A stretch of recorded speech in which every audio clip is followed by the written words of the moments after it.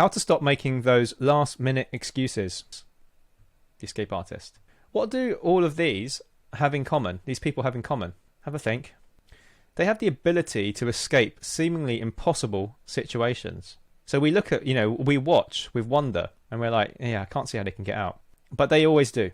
And they always have a bit of a plan. They know how to do this. This is like us. The threat to survival drives a need to escape. So these people who are with imminent death, chained underwater, need to get out. We want out, so our brain signals pain.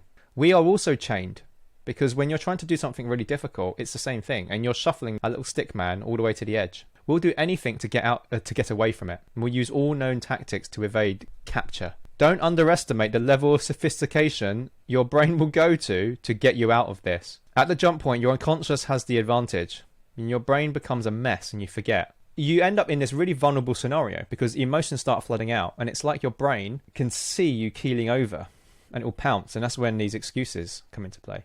Why do we make excuses? You might think it's obvious, but we need to really understand this to give us some tools to fight against it. We experience peak fear at the edge, the jump point. Anticipation of the pain, usually emotional, is imminent. Your brain is just desperate to get out, and it will do whatever it takes.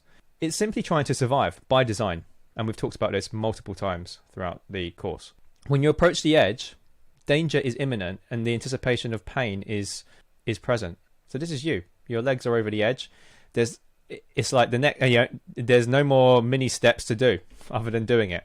Fear of failure, unclear of what to do, lots to do, doubts, everything comes in. This is where you're experiencing maximum emotional pain. And so our brain says, we're getting out of here. We can't do this.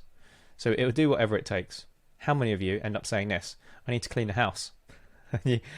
Next minute you know, your whole home is spotless, even if you don't like cleaning. This is a survival mechanism functioning correctly.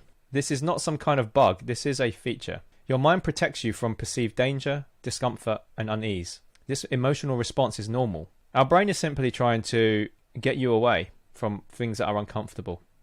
Hopefully you've seen that as a theme here. Here, we know ourselves best. And when you're at this point where the only thing next to do is expose yourself to pain, we know precisely what to do to avoid jumping. So typical excuses you come up with every time. Oh, I need to clean the house. I need to go and do these chores. I need to go shopping. Plus, poor responses to defend yourself, to keep you going, equals a win for the excuse.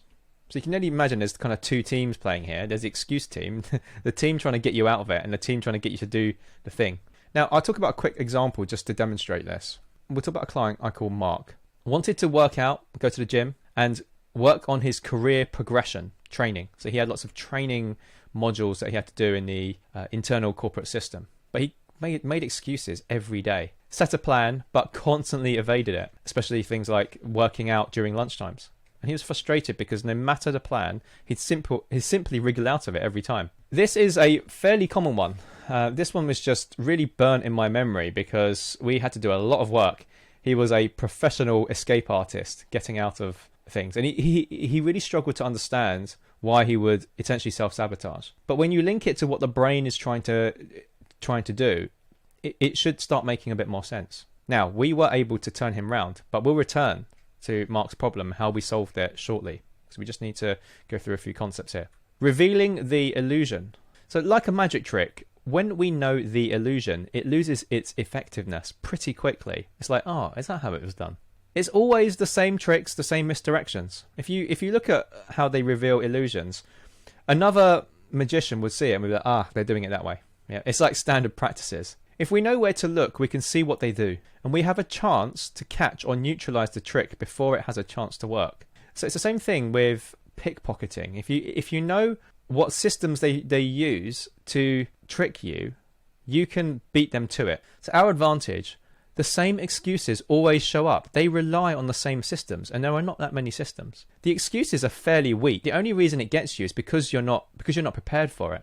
And it relies on an absence of any counters because you're so vulnerable in that moment. So building a system to neutralize. We need a clear and precise counter argument. So when the excuse comes, we must have a clear and precise counter argument. And we want it to align with our long-term identity, the person you want to become. In an ideal world, you really want to have a few counters versus the excuse. Now, there is a good reason here, because we struggle to hear the rational side of our own mind at the edge. Because in nearly any excuse, which is survival-based, right, which is aligned with where your brain wants to go, which is the familiar, we need very good reasons to keep you pushing forward. The team who are pushing forward. Now, you must build this and come up with this stuff away from the edge during the strategy session you're doing with the strategist. Not when the performer is at the edge. You can't be building this stuff then. Remember, they don't have much capacity. So a clear and precise counter argument. No ambiguity. You cannot have any ambiguity. There has to be a clear benefit in doing this. Always use previous patterns as evidence. I'll explain this shortly. Just be warned, your unconscious will pick apart every excuse. You've probably seen this happen. I'll go through some examples shortly. Alignment with long-term identity. Whenever you come up with a counter versus the excuse, you have to align it with the person you wish to become. And you have to be quite specific with this. Important narrative. Staying will reinforce your old identity. So if you keep skipping your workout sessions, say during your lunch break, you are every time you do that, you are reinforcing your old identity that you're desperately trying to get away from. That's a very, very simple rule of thumb to remind yourself. Every time you do that, you're not only being passive, you're actively reinforcing this old identity. Identity is built from the repeated practice. If you want to be a new person here, you must practice these new behaviors. Now, counter-stacking. Short-term pain avoidance. Excuses. So coming back to the reason why we need multiple counters versus the excuse, it's because if your brain can avoid any pain now, that is a big win for your brain. And so it weighs it, we can just say, 3 times as powerful. So we need multiple strong counters. Now, I do this all the time for myself. It's quite frustrating that you have to have very strong reasons at the front of your mind to overpower these excuses. Different day, different mood. You need different counters. Some day it's about the person you wish to be.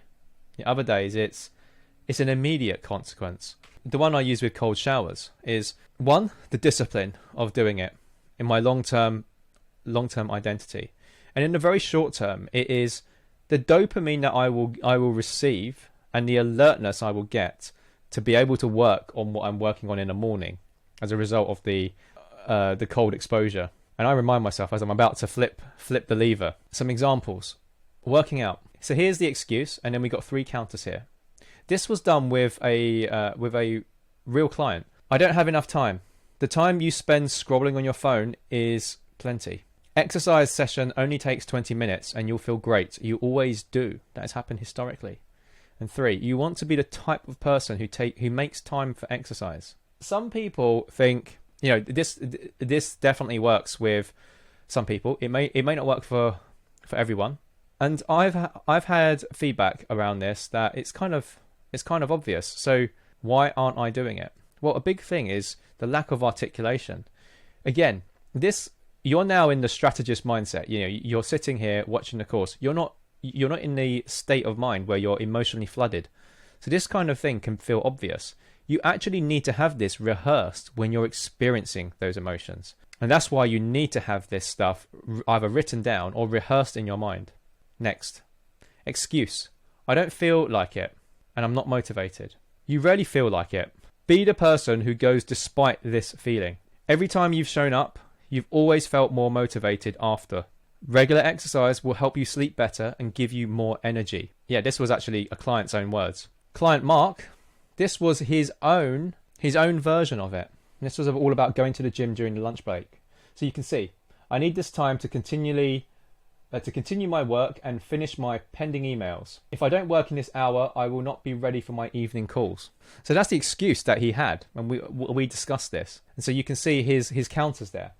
90% of the time, you use this hour to watch television or eat, and so on. So you can see that. He wrote this. And it was very difficult because we had to pick apart what excuses he was coming up with.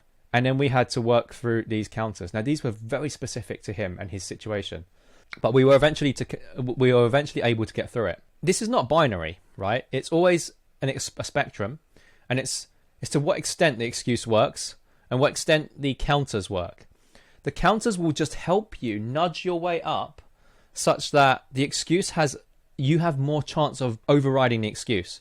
And one day you will say the counter and then you'll go, okay, I'm just going to do it. So it's often not binary. You start sliding up and down this spectrum. So the more work you put on the counters, the more power it has. I mean, I see this nearly every day still with this horrid cold shower. I still have to say these counters nearly on a daily basis. I really dislike this cold shower thing. So yeah, we had to neutralize the excuses. They will always be unique to you. Often won't make sense to others. It depends on what you value. Now, this is always quite interesting. The more it doesn't make sense to others, the better, because it means it's really tailored to you and who you are and what you're dealing with.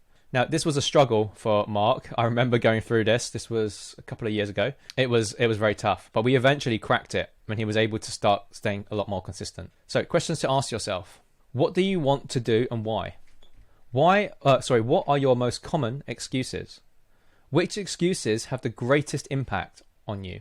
What counters can you generate for each of the excuses? So here's what to do. Remind yourself what you are trying to do and why. You really have to be clear about this. This again has been another theme. Really clear on what you're doing and why. If you really don't know why you're doing what you're doing, you'll have so little staying power. It's nearly not worth doing.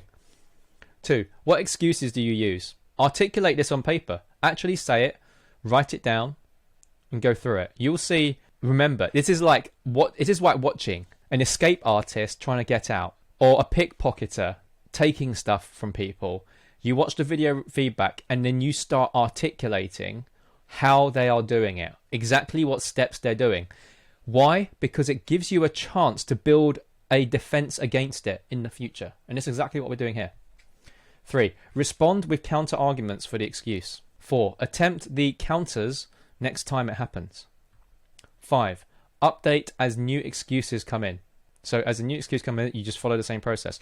The same thing would happen with, let's say you know, lots of these films with bank robberies. You watch how they do it. You see how they got in and how they took the money. Then you can come up, you watch the playback, you articulate their process, how they found a vulnerability in the bank. And then you develop new systems to defend against it. It's the same thing here. A lot of people, one of the reasons people have these really, again, grand plans, brittle plans on paper, but don't do the tedious work like this to understand what happens on the ground. Key points. Excuses are a totally natural defense mechanism. Your brain is just desperate to escape, just like the escape artists. Your brain knows you. It is you. Excuses will be incredibly convincing. This is why it's so difficult. There's only been a handful of clients where we've not had to deal with this, and I've worked with hundreds. So it shows how much of a problem this is. And plus, I have this problem myself. So I'm always having to build defenses. I'll mention something else. I'm not sure if I mentioned it here. It is a bit like, who's outsmarting who? It's like cops and robbers. When the robbers outwit the cops upgrade their defenses. Then the robbers outwit the new the new defense, and so on. Or like hacking, the same thing. They look for an exploit. The people defending will then patch up that exploit. Then the hackers will find a new loophole, and so on. So the problem is this is happening in your own mind. So you're having this fight internally, and that's why it's a never-ending cycle. So you have to learn this. You're always having to look for ways to patch. Just like software is always being patched up, you have to keep patching your excuses, because your ability to make new excuses gets more advanced the more it's patched up. Anyway, articulate excuses and generate counters. 3 counters ideal per excuse. Do this away from the edge where you have clarity. So we want to do this in the kind of strategy room, what we call the strategist position. Please avoid this at the performer place when you're coming up with ways to defend. Remember, the performer, by the time you're at the performance stage, you're going to be too vulnerable. You won't be able to counter it. Combine this with a simple rule to help you move despite the excuse. I was going to say something there. It'll come back to me. Right. Worksheets and cheat sheets. Okay, this is a way to get through it. So the cheat sheets are pretty useful here because you'll see a collection of the common excuses I have heard from clients and the ones we've actually had to work through. I've only put a sample here, but in the live Word document, I will be adding more and more to these. Again, the worksheet, you'll just need to fill it in, and it will take you through the thought process as well. Just like the strategist performer, with the performer side, this is your strategist, me being the strategist for you here, passing you the worksheet so you can just fill it in and you can just go through each step, and eventually you'll have a set of instructions for yourself that you can use. Okay, some client stats and observations.